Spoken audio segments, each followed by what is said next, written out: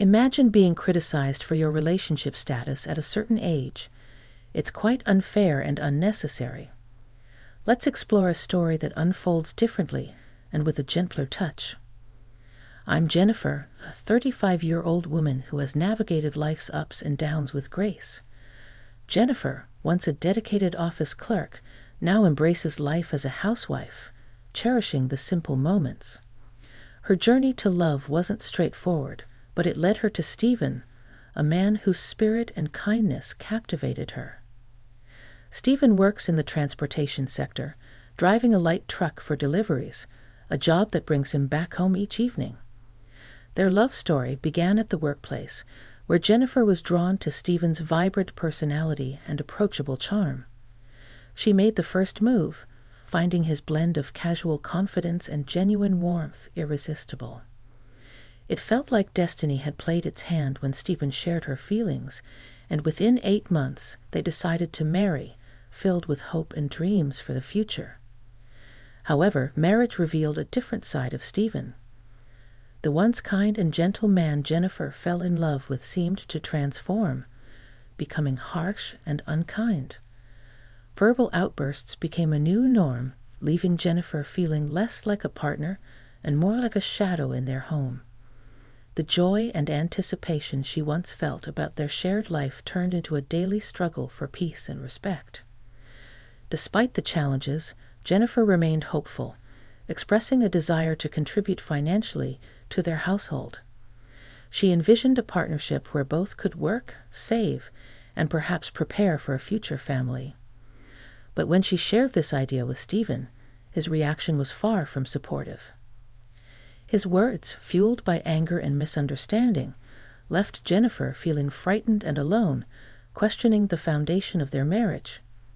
Stephen's unpredictable moves and suspicion created an environment of constant tension. Jennifer found herself walking on eggshells, fearful of what might trigger his next outburst. The man she married, who once seemed like a beacon of hope, now appeared as a stranger, leaving her to wonder if a lifetime together was possible. An incident that should have been a simple conversation about shared responsibilities and dreams for the future turned into a moment of revelation. Jennifer realized that the love she once felt had become entangled with fear and uncertainty. The thought of enduring a lifetime of unhappiness loomed large, igniting a desire for change and a hope for a brighter, more peaceful future. In rewriting Jennifer's story, we've aimed to capture the complexities of her experience in simpler, more relatable terms. Life often presents challenges in relationships, but it's the response to these challenges that defines our journey. Jennifer's story is one of resilience, hope, and the search for happiness, even when faced with adversity.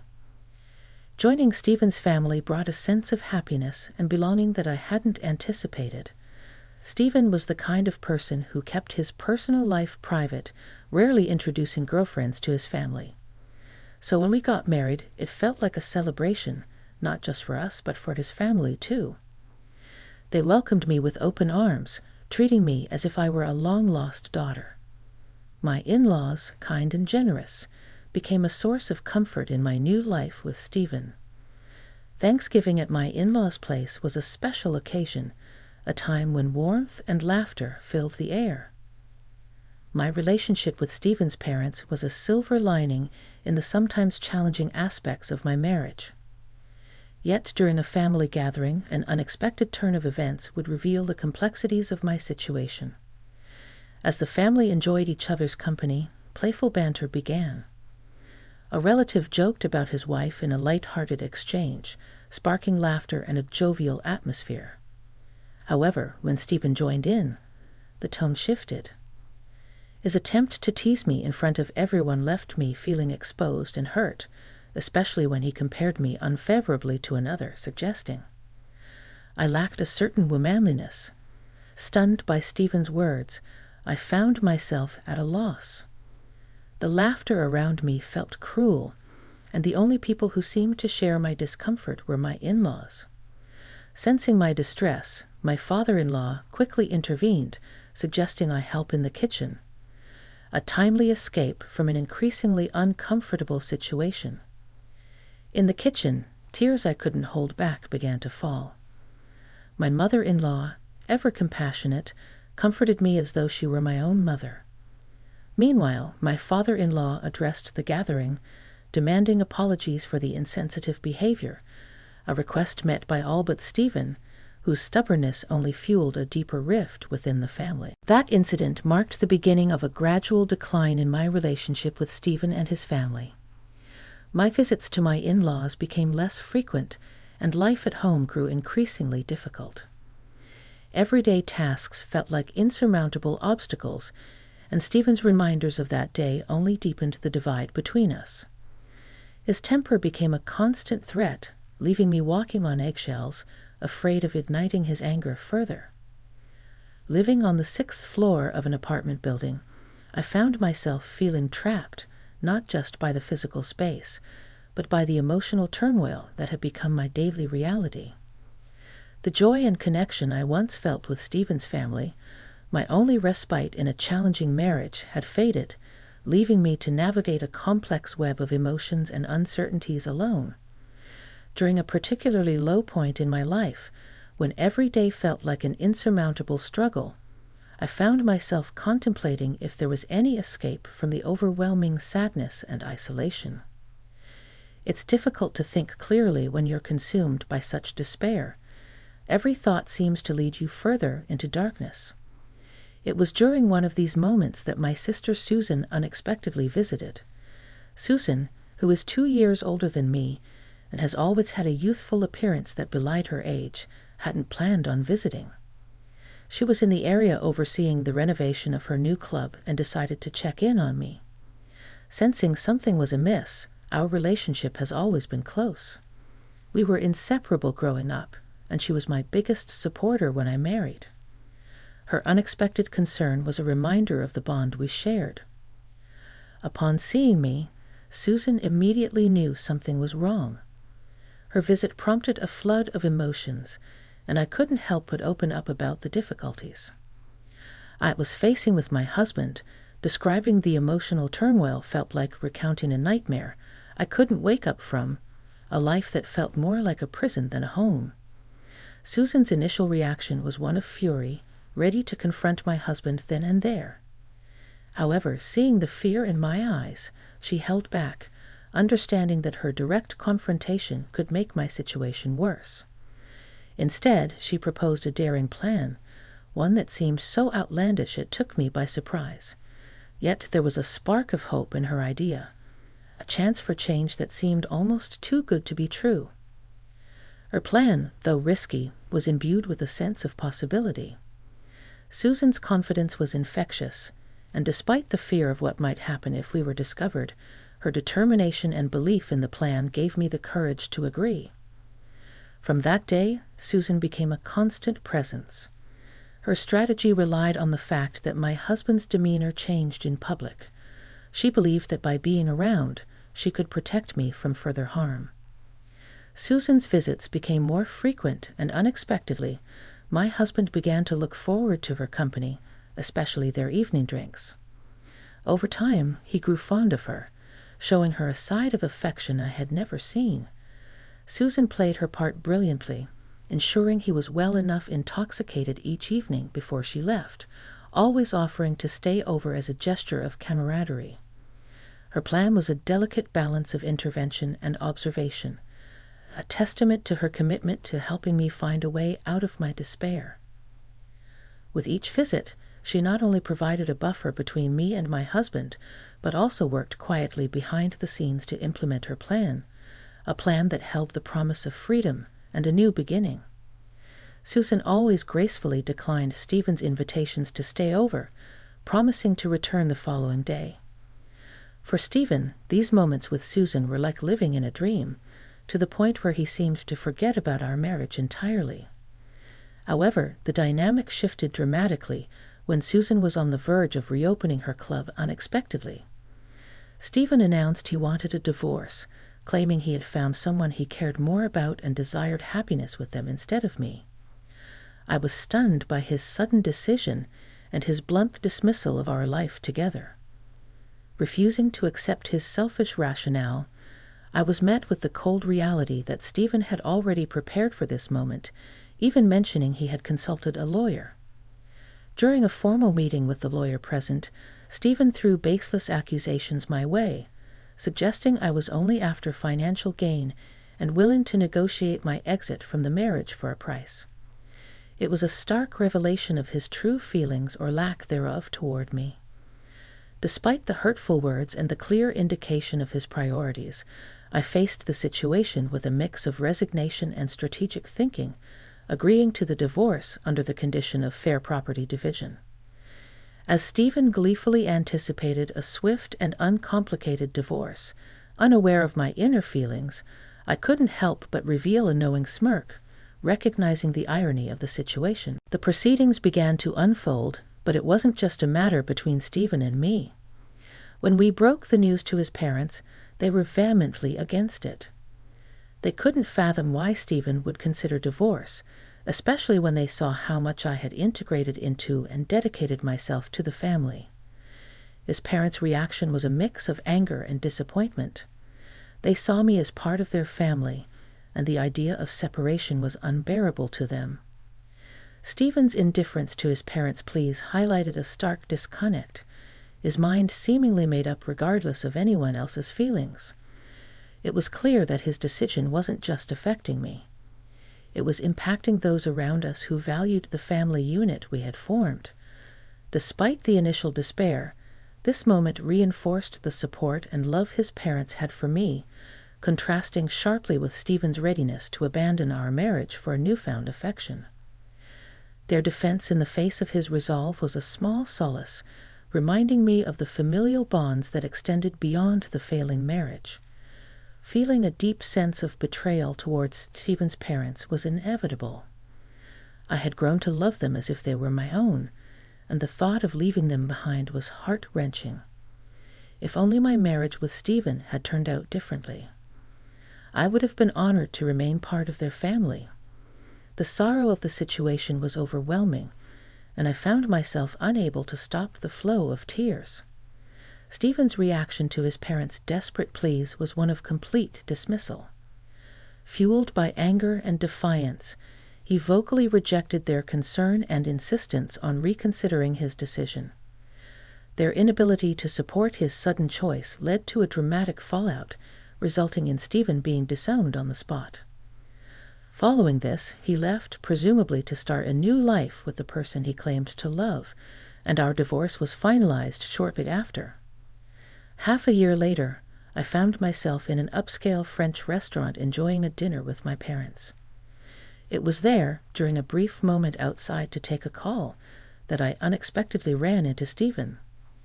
His approach was marked by a familiar condescension, and his tone instantly brought back unpleasant memories.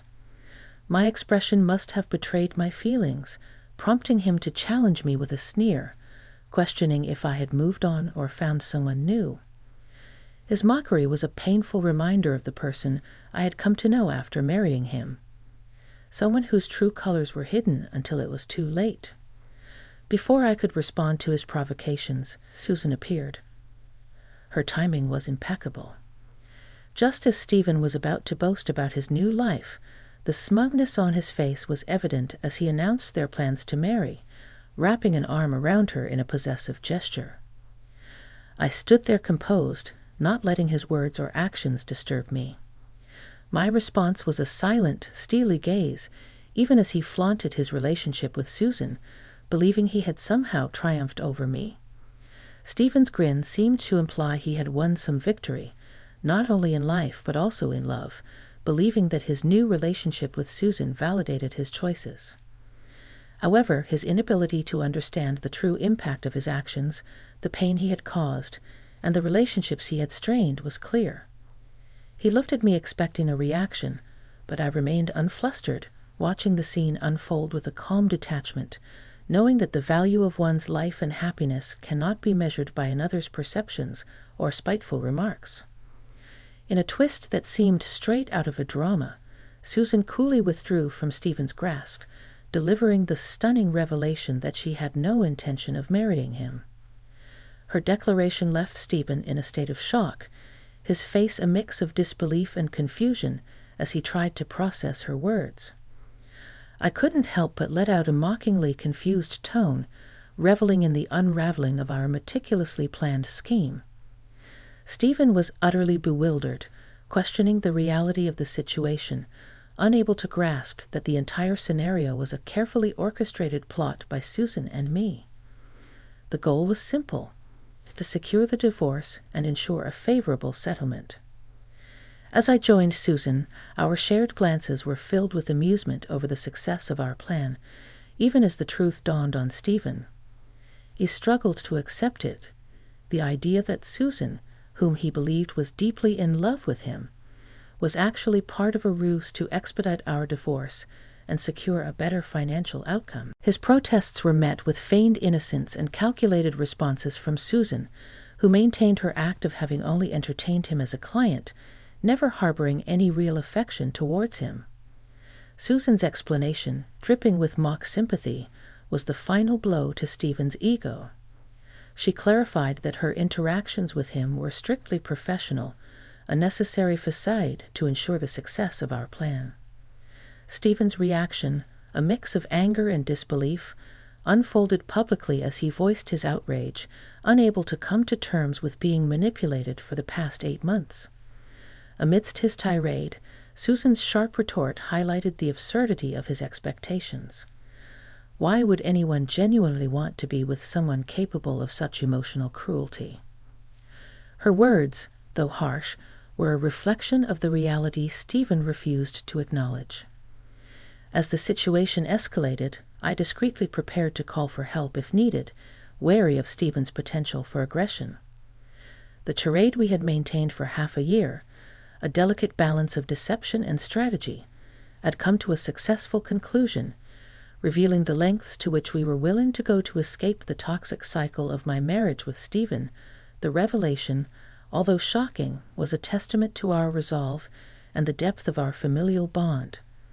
Standing in solidarity against adversity, navigating through the complexities of my marriage and eventual divorce felt like navigating a maze, but with an unexpected twist, thanks to my sister's ingenious plan.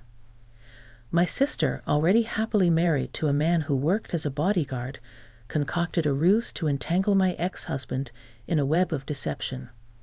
She feigned interest in him, pretending that she too was on the verge of a divorce. For my ex, who had rarely felt the thrill of being pursued, this attention was intoxicating. He was seduced by the idea of winning someone over, not realizing he was merely a pawn in a larger scheme designed to free me from our unhappy marriage. The moment my sister revealed the truth, it was a scene straight out of a dramatic climax. Her husband joined us, greeting my ex with a polite smile, shattering the illusion my sister had maintained as she introduced her actual husband. Her contentment was palpable, starkly contrasting with my ex-husband's growing realization of the deceit. His reaction was a mix of disbelief and despair, a poignant reminder of the time wasted on a fictitious romance. When my ex attempted to confront me physically, my brother-in-law was quick to step in, showcasing his protective instincts and skill. The confrontation escalated as I confronted my ex with the pent-up grievances of our marriage. I recounted the humiliations, the disrespect towards his family and mine, and all the pain he had caused. It was a cathartic release of emotions, a declaration that I would no longer bear the weight of his mistreatment. In a moment of ultimate revelation, I called out for witnesses, our parents and relatives from both sides. As they emerged, the room filled with the eyes of those who had been part of our lives, now witnesses to the unveiling of my ex-husband's character. With everyone's attention on us, I played a voice recording, a final piece of evidence that laid bare the truth of his actions and demeanor.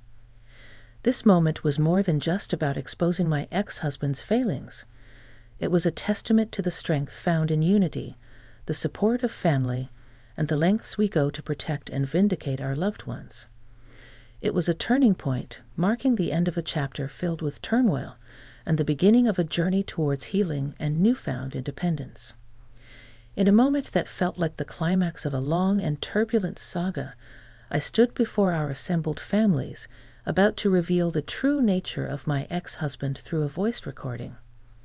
My sister had cleverly secured the recording, capturing him speaking in a demeaning tone, openly dismissing our marriage as nothing more than a convenience, and expressing a shallow preference for what he perceived as maturity and attractiveness in Susan. His words, dripping with insincerity and superficiality, sent shivers down my spine, not just for their content, but for the sheer audacity of his disrespect. Despite the discomfort it caused, I let the recording play out in its entirety, ensuring everyone present could hear the extent of his callousness towards me. He described me as no more than a servant, easily manipulated, and ultimately disposable. The revelation of his blatant emotional abuse and disregard for our marriage elicited a wave of disgust and anger from those who had once welcomed him as family. As he protested and demanded an end to the exposure, my brother-in-law intervened, ensuring the truth continued to unfold uninterrupted. The collective outrage of our families was palpable. He was condemned in no uncertain terms for his disgraceful attitude and treatment of me. In that moment, unified in their disdain, they made it clear he was no longer considered part of the family, with a finality that felt both liberating and vindicating. I declared that he was to stay away from me and my family forever. The voice recorder was stopped, and my brother-in-law took charge of removing him from the premises. His attempts at resistance were futile. He was physically removed, and in a final act of desperation, caused a scene outside the restaurant, which led to his being taken to the police station. The aftermath was a mix of relief and celebration. My sister and I, having orchestrated this cathartic revelation, exchanged high fives, a symbol of our victory over the injustice I had endured. The decision to reserve the entire restaurant for this gathering proved wise, allowing everyone to process the evening's events and enjoy a meal together in a supportive and unburdened atmosphere. Susan's role in all this was invaluable. Not only had she been instrumental in exposing my ex-husband's true character, but she also stood by me through the darkest times. This meal shared with her after such a long ordeal was more than just a meal. It was a symbol of our solidarity, resilience, and the beginning of a new chapter. In the years that followed, my life took a positive turn. I began working with Susan, managing the accounting for her store, and maintained a warm relationship with my former in-laws, occasionally meeting them for dinners. My gratitude towards Susan knew no bounds, and I was determined to repay her kindness in any way I could. As for my ex-husband, any attempts to intimidate or harass were swiftly dealt with by my brother-in-law, ensuring he never dared to trouble us again. It's been 11 years since those tumultuous days, and now as I work alongside Susan, I'm reminded of how far I've come and the strength we found in each other. Today, as every day, I'm committed to doing my best, grateful for the support and the second chance at a life free from the shadows of the past.